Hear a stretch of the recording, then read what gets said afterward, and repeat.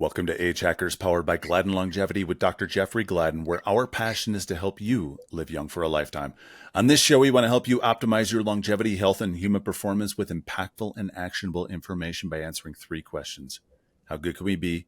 How do we make 100 the new 30? And how do we live well beyond 120? I'm Steve Ryder, and Dr. Gladden, you and I just wrapped up a conversation with your girlfriend, partner, Mukti Devi.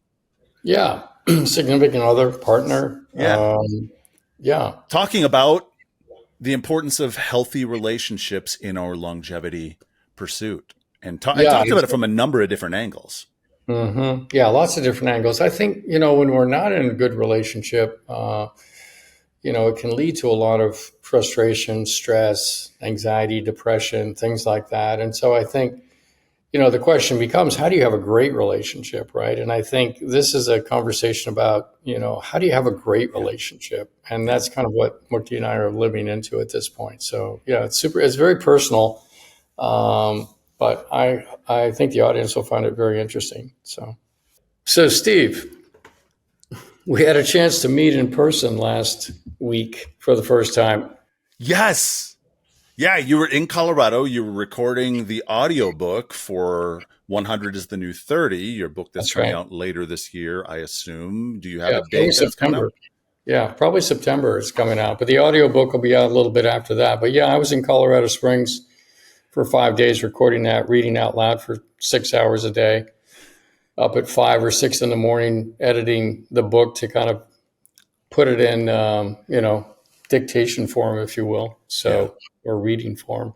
Yeah, it was fascinating process. Felt good to get it all done, but it was great to connect with you also. Yeah, the very last day, the last day of recording, you had a whole afternoon. So we got together and showed you around town a little bit. Yeah, we did a nice hike. Yeah, did a nice hike down Mount Cutler and then went out to dinner and then played cards. And I got to meet our guest today. Yeah. Mukti. Yeah, Devi. Mukti Devi's with us here today. So, welcome. Hi, thanks for having me. Yeah. Hey, Steve. Yeah. Hey, Mukti. I had so much fun. I literally went home and I was just beaming after not only getting to meet you in person, but Mukti as well, and then playing cards. And actually, for my first time of playing Heck Yeah, I kept up with you both, and it was a tight game, even to the last hand. Great. You played great. Yeah, it was a game called Oh Heck, or Heck Yeah, or Heck No, or Heck What's Heck Something, or What the Heck. But a game about sadness. It's a game about sadness. Exactly. If anybody listening knows that game, they know it's a game about sadness. But it's also it's a very, very fun game. But it brings me to the point of when you're thinking about longevity and you're thinking about optimizing your life, I think having really great relationships is like such a key thing. And the ability to kind of have fun with people you work with, people you don't work with, but taking sort of that very playful attitude towards, this looks like an interesting hike. Yeah, let's walk up here. Which way you want to go, left or right? I don't know. Let's go left. And then, it's just like, but everything becomes fun and interesting when you kind of have that playful attitude, I would say. So, I think the two of you, and the two of you have a very playful attitude between the two of you. It was super fun. Yeah. Awesome. Yeah, no, that's good. Well, I think, it brings us around to a point of creating good relationships, right? How do you actually create good relationships? Yeah. Now, I think most of the listeners know that you went through kind of a traumatic experience 3 years ago, right? With the loss of your beloved wife, Elizabeth. And so as we go through life, we face these challenges, right? Where people are in our lives are incredibly important to us, and then they pass away, or the relationship takes a turn. It could be somebody passing, or it could be a relationship passing in a way, and people end up going their separate ways. And those are really, really heavy moments in life. And I think, in my own history, I've gone through two divorces. I mean, I was so depressed during the first one, right? I was a little happier during the second one, but I was so depressed during the first one.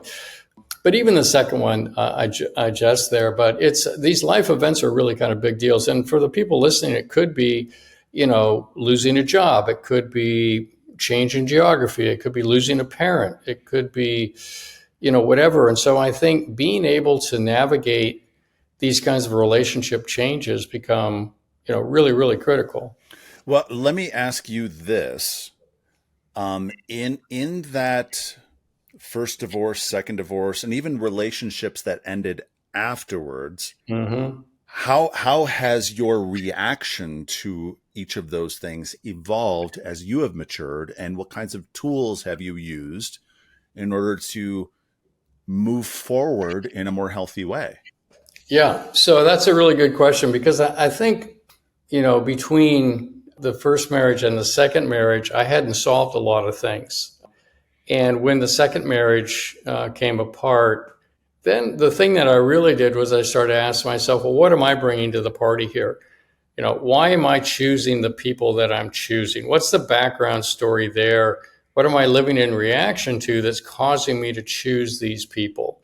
Because they're fine people, right? I mean, they're fine people in their own way. They weren't my people, but they're fine human beings. But they weren't a good fit for me. But why did I go and choose those people, right? And I think if you're listening to this, either you're in a great loving relationship, or like me, prior to my relationship with Mukti, every relationship I've ever had hasn't worked out, right? And when you think about it, that's true for everybody. Every relationship you've ever had hasn't worked out, except for the one you had with Elizabeth, and the one that is yet to be, right? So then the question becomes, well, who am I? Because we tend to want to look at, well, who are they, right? How do I find my perfect person? Where is that person for me? That all these things, right? But really what I found is that it was much more about me getting ready to meet Mukti than it was about me trying to find the right person. So let's hear the story of how you and Mukti got together. And I want to hear Mukti's perspective on this as well. And then, and then what, from both of you, what kind of makes this relationship unique? Yeah, that's a great question. So, in my case, I was in a healthy relationship that ended about 2 years ago now. And when that ended, I really asked myself, okay, what am I bringing to the party? This was a wonderful person.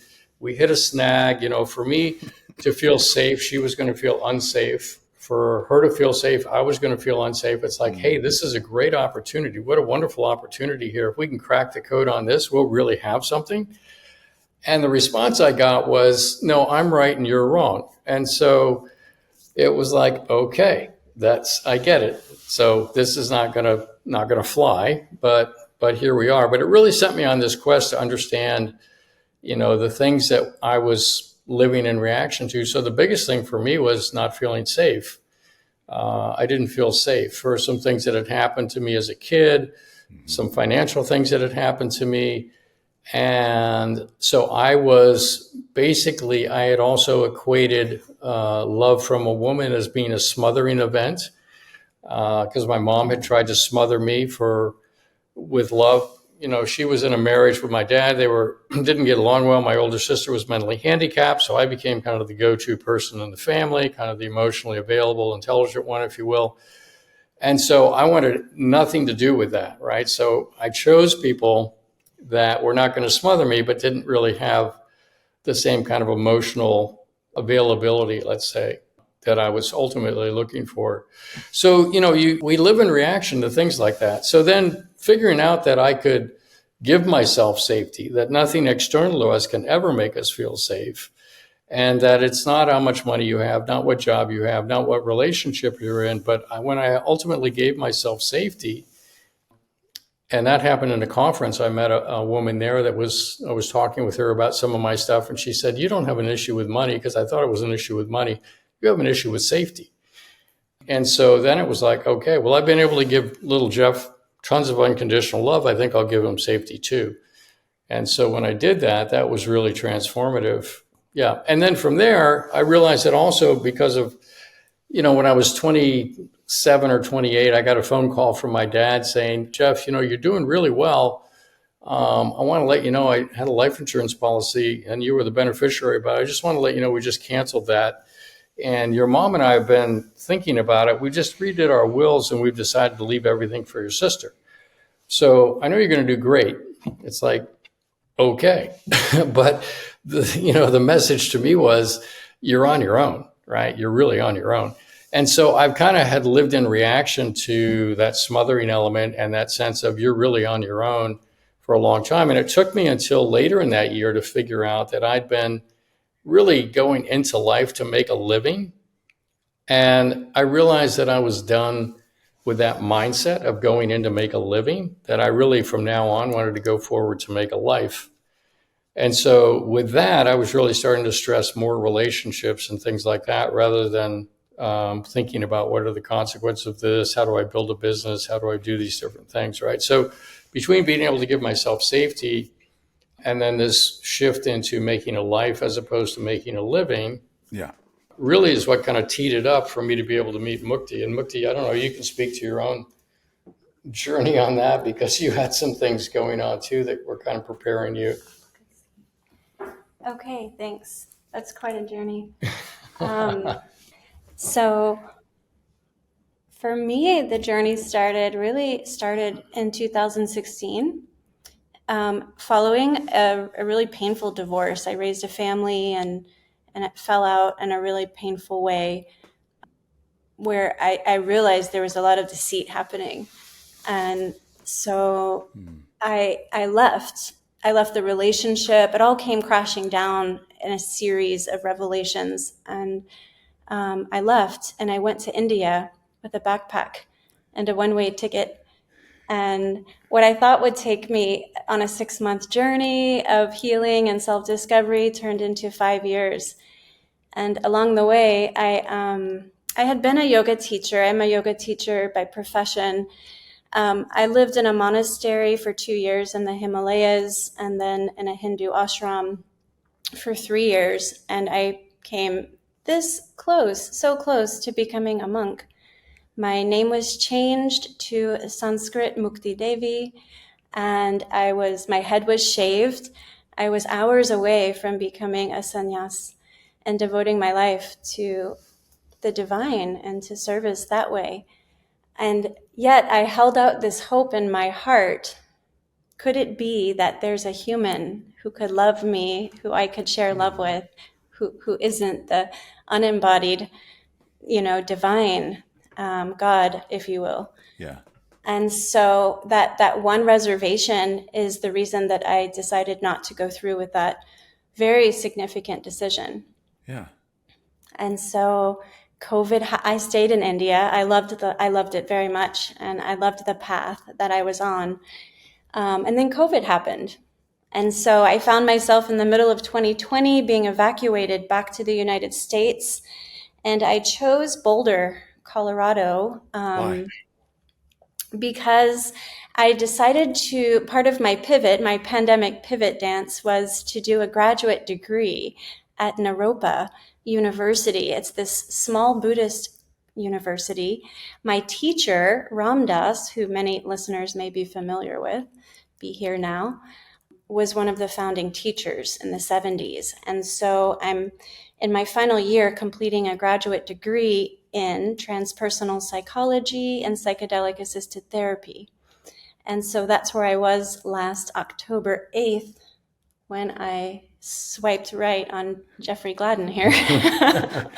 Now, when we were at dinner, you had mentioned that you didn't want to stay in Colorado, and so on the dating app, you had really narrowed your distance for guys that were going to show up.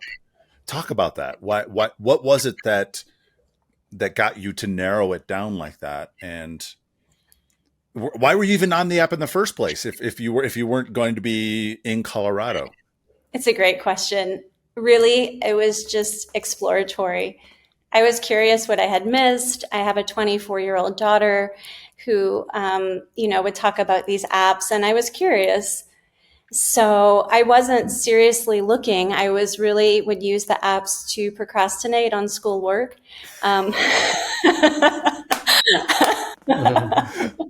So a distraction. Yeah, a distraction, just to see who's out there. And yeah, the radius was set to the minimum radius of 5 miles because I have found in my experience living in Colorado that the majority of people I meet there love living there and they never want to leave. And that's fair. I get it. You're one of them. Yeah. Yeah. What, 26 years? Yeah, I've been here 26 years next week. Yeah, I totally get it. Beyond this degree, I had not planned to stay in the United States. I really consider myself a global citizen and love the multicultural aspect of my life, especially with the freedom that I have now post raising a family and no tethers. And so I get to see the world and be part of the world. And I didn't want to get into a relationship with someone who didn't want to leave. And so it's really quite unusual. Jeffrey and I often talk about the fact that we met was sort of like threading the eye of a needle from 8,000 miles away, because he had this dual residency in Puerto Rico and Dallas, and was in Denver for 2 days only. And it was just very unlikely and serendipitous and completely meant to be. Yeah, what was it about that profile that caused you to swipe right? It was a question he asked in the profile about how good can we be, asking global questions. And, the word global resonated with me, and the idea of somebody with a growth mindset. I love the idea of we never arrive, but we're always in the process of arriving. And that really spoke to me. And then his profile reflected someone who is very adventurous, minus the fishing pictures. I didn't have any fishing pictures. Dr. Gladden, you had mentioned that you had swiped right on Mukti and then looked at your profile and I need to update this. Yeah. And within no time after you had updated it, she had swiped right as well. That's right. Yeah, there were a couple of things. One is that when you came into the U.S. out of India, you bumped into a guy in Florida, I think it was, who you were talking to, and he was saying that you would end up meeting somebody in Boulder. More exotic than Florida. Okay. A guide from Sweden, who I worked with in Goa, India, had reached out to me and said that in his morning meditation, his guides told him that I would meet my person in Boulder. And so for the first year, I kept looking, thinking, are you them? Is it you? Is it you? And then I finally kind of just, released that. And it was when I stopped looking, it all came. Yeah, the other interesting thing is that she was kind of off and on dating a guy, it sounded like, before I showed up. And you had some other insight that it was time to, some very clear indication it was time to actually let that go. Yeah, you want me to say that? Yeah. So I had dated one person, and only one, in the time since my divorce ended. And it was right before meeting Jeff. And I just didn't have, this person wasn't my person, right? Again, lovely. They just weren't my person. I think I tried to break up with them every month since I met them. And so what happened was a month before, we did a psilocybin journey together. And pretty much immediately I was directed to be alone for that journey. So I went in my room and I let them have the rest of my apartment space. And I got a lot of downloads in that session from my own guides, my grandmother guides. And they basically emphatically and unequivocally said, clear the space, it is complete, verbatim. And so I sat with that information for a good 10 days to 2 weeks. I remember standing on my balcony one night looking at the Flatirons, and I had another download come, and it was kind of like, are you testing us? I started laughing. I was like, no, I got it. I'm going to clear the space. So on Wednesday, October 5th, I had this completing conversation with this person. And I said, look, it's finished. It's complete. I got a message. I should have shared it sooner. This is so finished. I don't know what it is, but this is how I guide my life. And so 3 days later, it was Saturday morning, and I woke up, opened my app. I should note that I have hardly ever swiped right in the history of using these apps, but I did. I swiped right. And the more fantastical part is that he responded so fast. Jeff responded so fast, and I had no reason to say no, because he said, "Are you free tomorrow?" which would have been Sunday. And I wasn't. I was like, "Nope, I have to teach at this Pilates studio." And I thought that was such an easy out. And he said, "What about at noon, like today?" And I was like, okay. So that was it. It was swipe, let's go. So you swiped right, and then we're still looking for an out. I could maybe. You got to make it difficult. That's right. But I will say, like, we agreed to meet at this coffee shop on Pearl Street, and I parked, and I kind of felt the Zen calmness all morning in preparation to meet Jeff. And as I started walking around the corner, I saw him before he saw me. He was facing the building, looking down at his phone, and I had this insight, like really, really calm and clear insight. And the message said, "Here we go." And yeah, that was the beginning. Wow. Yeah. No, it was pretty amazing, right? So to your point, when I woke up that Saturday morning on the 8th, I basically saw Mukti's profile, and I was just kind of blown away, right? This person, international, had spent time in an ashram, yoga, a seeker of life and spiritual, and, how good can it be kind of thing. Really, really interesting to me. So I swiped right on that. And then I thought, I haven't updated my profile in a little while. I better go look at what I wrote last time. And I went back and I wrote it. I thought, that's a little sappy. So anyway, I rewrote the profile. And then literally about 4 minutes later, maybe 5 minutes later, she swiped back. And I thought, I just got that in under a wire.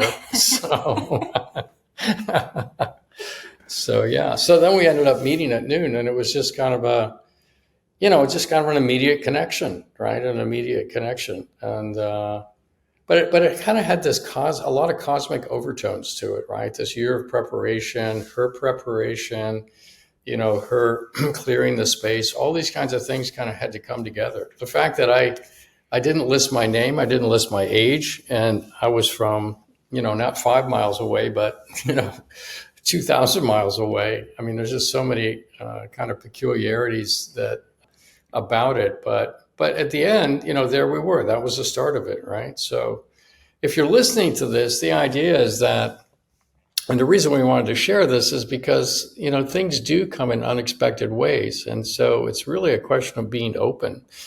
And it's really a question about preparing yourself, right? If you're going to lose a parent, if you're going to lose because, everything is transient, right? I mean, things happen, terrible things happen, right? Quote unquote. People lose their children. They lose, all kinds of, look at, what happened in Lahaina just last week, right? And so how do you actually navigate these things to continue to have a rich life? And I think in the end, when that last relationship for me ended, as painful as that was, I was like, no, there's someone even better, but I need to become better to meet that person, right? It was really kind of the message. And so, like I said, I took a year to do that.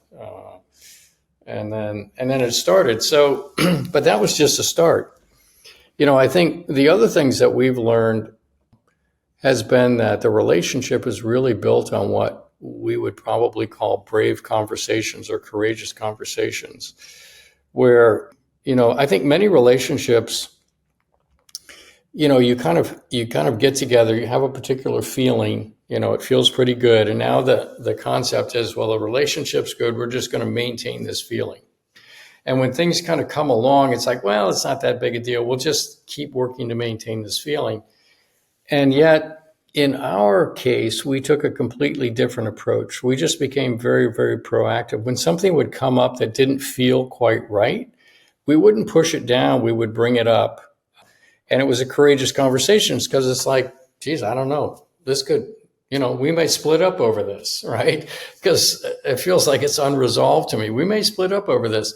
But and it's that sensation where you're actually standing outside yourself, watching yourself say what you're saying, like you can't believe what you're saying. I don't know if anybody else has had that experience, but right. So, but you bring that up and you bring it up in kind of a loving way, not in an accusatory way, but just in a, hey, I've been feeling this way. I just need to let you know that, some of these things are coming forward for me. And then having somebody on the other side that's receptive to that. That's like, oh, well, tell me more about that. I really want to try to understand that.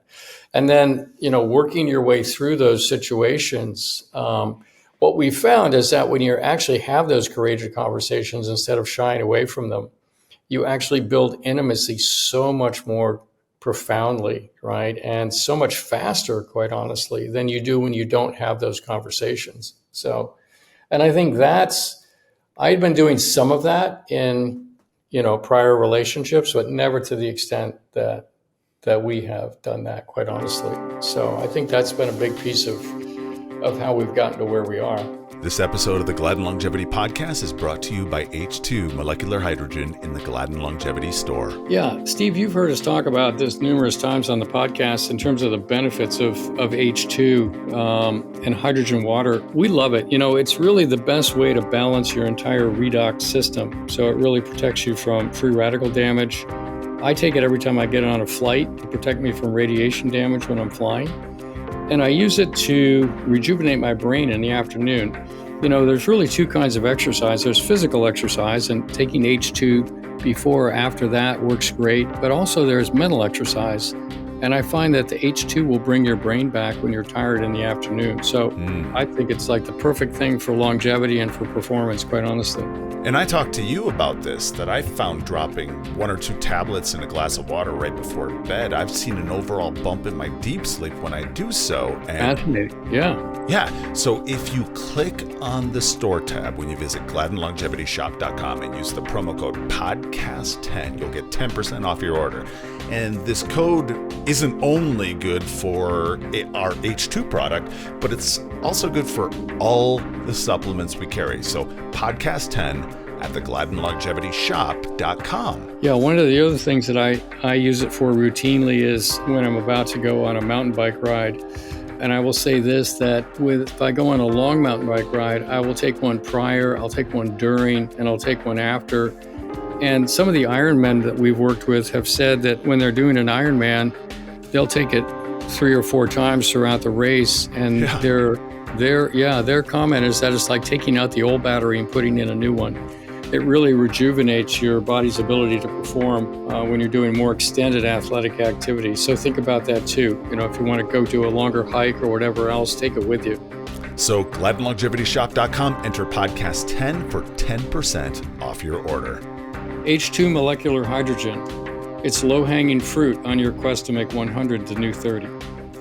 I love that idea of taking time off and really focusing on making yourself a better human being rather than looking for someone else to complete you. Just worry about yourself and let things kind of happen. That's right. Yeah. While still doing some work. I mean, obviously you were doing work. Yeah. And you had the dating app. Yeah. And you would occasionally swipe on people and sure. Oh yeah. No, that's right. Because you just don't know. And quite honestly, an interesting thing is I didn't know exactly when I was ready, because I felt like I'm ready. I'm ready. I've got a lot of love to give. I've got a lot of interests. I've got a lot of, good things that I can bring to a relationship. And so we have this sense that we're ready sometimes when we're not ready. And so that was kind of, for me, it wasn't until that final piece fell, again, at another conference where I was reflecting on making, I've really been living on tilt, trying to make a living this whole time, but now I'm going to switch over to making a life. When that settled in, boom, it's like the universe just opened up. So if you're in your own life journey here, and you're, you can only take control of the thing you can take control of, right? And that's yourself. There's nothing else you can control. So if it hasn't happened yet, maybe it's not quite the right time. Maybe there's another lesson to be learned. And we keep learning all the time. So the one thing I've told my boys over and over and over for years is there's only 2 things in this world that we can control, and only 2. Our actions and our reactions. That's it. Yeah. And no, that's right. To be fair, Jeff had this insight about 2 weeks prior around a shift from making a living to making a life. And I really believe if he had not had that insight, it would not have been an energetic match, because I would not have been attracted to someone who is busy making a living. Yeah. And that's important when it comes down to resonance and that the real energetic connection that exists beneath, everything physical and on the surface and words and stuff like that. Yeah, 100%, 100%. Yeah, so it's really kind of interesting, this kind of clearing the space, getting yourself ready. And I think there's an element of that that's true in many respects, whether it's related to your career, whether it's related to your relationships, even your own family members. In many respects, people just kind of go on, right? The way that they've gone on. But if things aren't working, I think really what I've learned is that the first thing to do is ask myself, okay, what am I bringing to the party here that's not resonating, that's not being helpful to the other people or to myself? And what am I living in reaction to that puts me on tilt to be thinking or feeling that way, right? So I've just found that to be an incredibly helpful thing. And the reason I bring it up is because having a great, loving, mutually respectful, loving, nurturing relationship is just so foundational to living a long time. I mean, look at people in solitary confinement, right? I mean, it is like the worst torture because there's no contact, there's no connection. So compare that to what it's like to be in a relationship. Okay, but how many people are married or in a long-term relationship that isn't that great? It isn't that great. They tolerate each other. It's become a social norm. They've accepted it, but they're not really reinventing it. And so one of the concepts that we've had is that even though today has been great, we will take today and plow it under, like plowing the crops under, so they can fertilize the soil so that tomorrow the relationship can grow anew, right? And it's that constant refreshing of the relationship, looking for the additional growth and the newness of it that, I think has been a really key to us as well. I don't know. Yeah, it's like regenerative farming. That's right. It feeds itself, right? It prunes itself. It feeds itself. And so we're creating an ecosystem in this relationship that I think is central around, I understand life through the lens of mindfulness and yoga and through the spiritual path. And so for me, but I think for the relationship, it's a process of continual self-inquiry, of being willing to look at yourself, the light and the shadows, right? And this is the process of therapy as well, as inviting all of yourself into the space.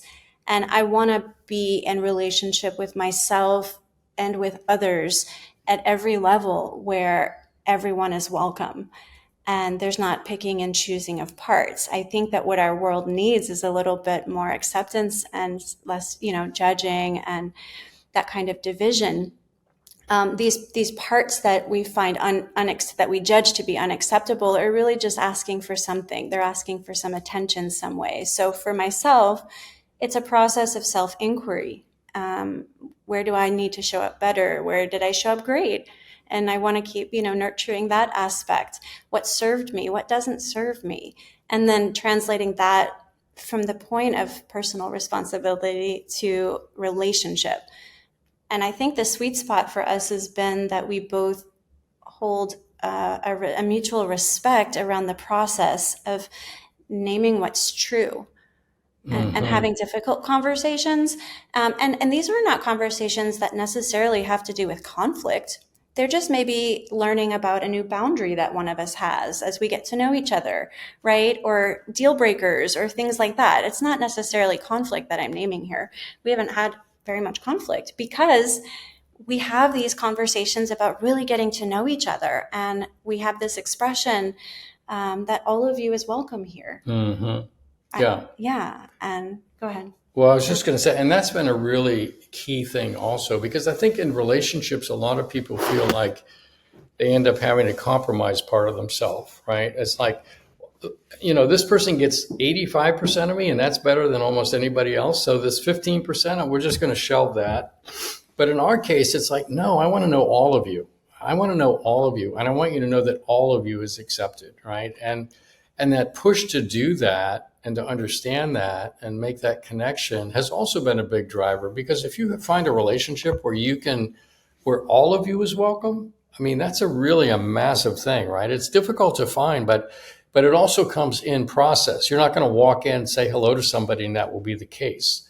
It's farming. It takes time to uncover what is that, and then make that happen. So, yeah. And it's healing. So much of the work we do as adults is healing our childhood wounds. And having been in a long-term marriage that was in the end unsuccessful, I worked with a therapist once who told me, Mukti, like, you've made so much progress, you've healed so much, but what remains was harmed or hurt in relationship, and it must be healed in relationship. And she said, you can go the rest of your life and not have to unpack that box if you choose to be solo. And so for 7 years, I was, in India and solo, and I didn't need to unpack that box. I was, I was more or less complete, fully integrated. And it's in relationship that we have the chance to go back and reclaim those parts of ourselves that were formerly harmed or hurt, and not even necessarily in romantic relationships. Maybe there were childhood friendships where I experienced hurt, and I'm able to heal that now with a friend aspect of this relationship. Being friends and lovers is a really sweet place to be. Yeah, that's another piece of this too, is that we relate on many, many different levels, right? We're friends, we're partners, we're lovers, we're everything. And so being able to actually have a depth and breadth of that across space and time becomes a really strong connection. So building relationships like this, if you're listening to this, building relationships like this becomes such a lifeline for you. And I will tell you, one of the other things that has been very helpful to us is this idea that many things can be true at once. Oh, yeah, we talked about that at dinner. Yeah. So, for example, somebody can say, well, I love you. And so, okay. So then it becomes black and white. Either you love me or you don't love me. Well, it's true. Somebody may say they love you, but there may be something about you that actually really is rubbing them the wrong way simultaneously, right? So we tend to think in kind of black and white. It's this or it's that, right? You see this in politics, religion. You see it in many, many places, probably on Twitter and social media, right? It's this or it's that.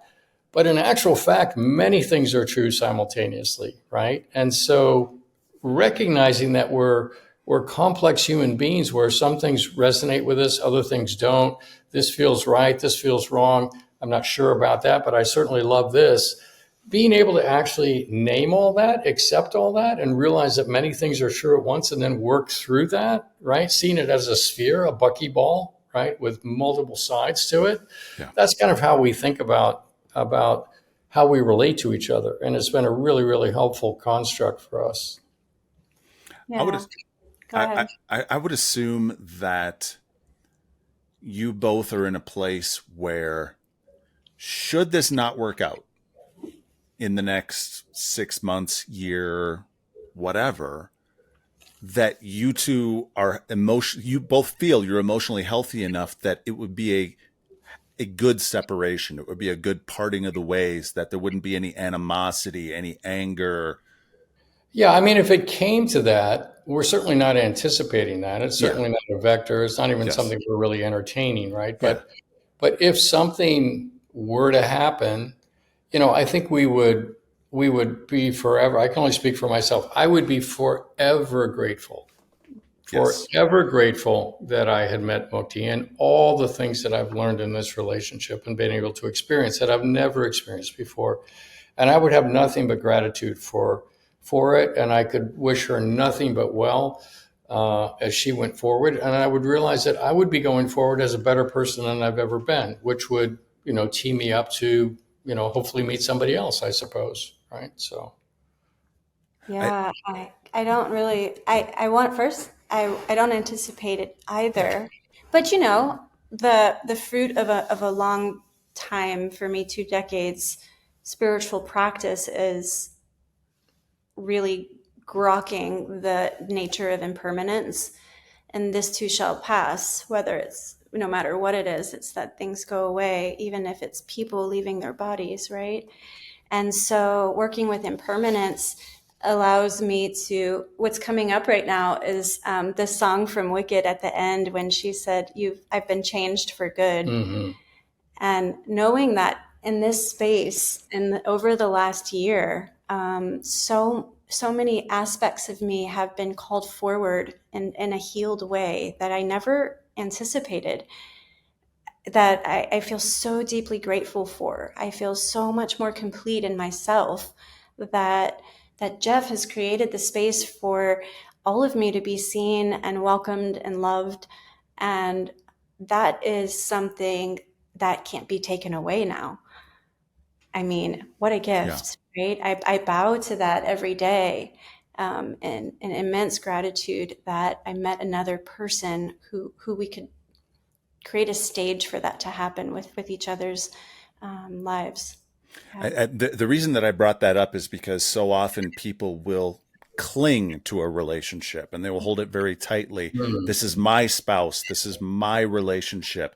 Mm-hmm. What are they doing for me? Versus seeing that person as a whole individual, and what can I pour into them? What can we mutually do together, and holding that much more loosely, but understanding that you're intertwined and yeah.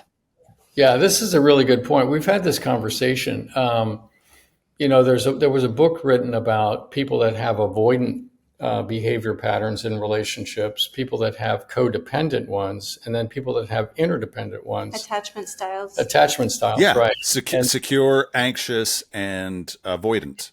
Right, that's right. So both of us have been more avoidant, I would say, in the past. Really? I would. Well, I don't know. I'll speak for myself. Coming out of previous relationships, for sure, in reaction to those. Yeah. And because, that whole smothering thing, right? It's like, I'm not going to go into some codependent thing, right? And so I did learn also in that year, this concept of interdependence is actually really the ideal. That became another thing that I learned. And so in this relationship, we've been working on, okay, what does it mean to be interdependent, where we're still ourselves? We have our own careers, we have our own, trajectories, et cetera, but we become intertwined and interdependent, but not codependent, to the point where, God forbid, if I get hit by a bus walking down the street, that her life is devastated and she can't go on, right? I mean, I would want her to go on. I want her to be independent. We're just two independent people being interdependent. And so I think that's a healthy construct personally. But I super love that you named that. For me, the attachment style that I lived with was developed in childhood as a result of early childhood trauma, and really having kind of absent parents who were ill in their own ways. So the attachment styles that we carry forward from childhood really inform our adult relationships. That's important to know. That's one of the things that I get to learn now as an adult in therapy training, what that looks like and the resolution of that. One of the things that I had to work with was fierce independence. Fierce independence is a reaction to trauma. So, for people who are listening, I don't know who might relate to that, but being fiercely independent is born out of the story that one creates of, I can't trust anyone, so I'll do it myself.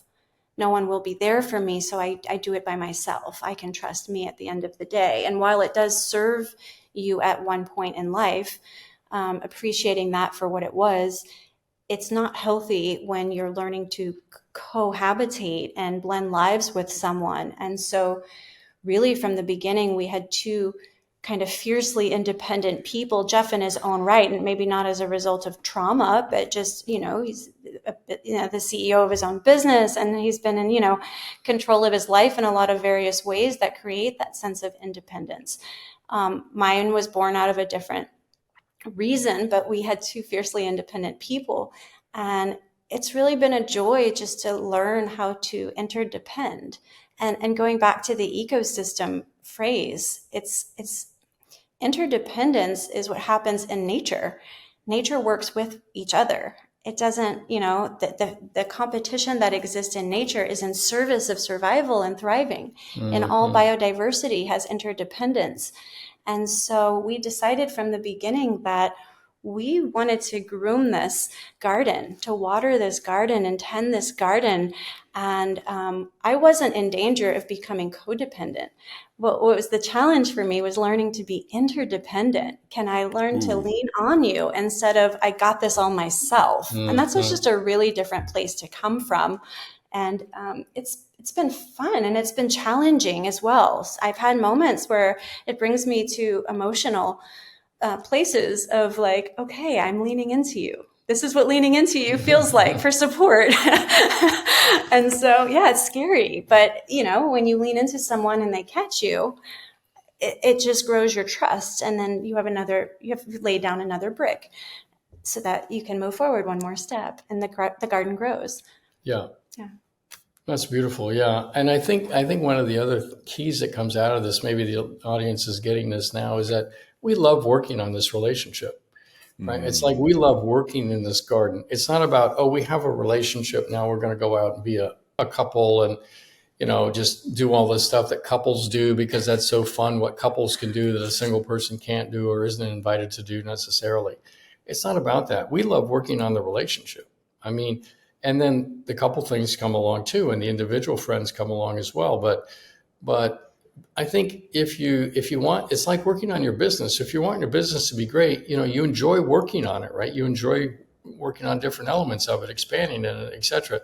A great relationship is no different. If you love this other person and you love working on the relationship and you're willing to be courageous about bringing up any little thing that doesn't feel just right, and you have the courage to do that, you'll find that your relationships will blossom in ways that you probably never even imagined, right? That garden that you're in that ecosystem will become so beautiful, and you'll be so grateful. And I think that's such a cool thing. So it's a great model for listeners to move forward with and start to integrate into their relationships.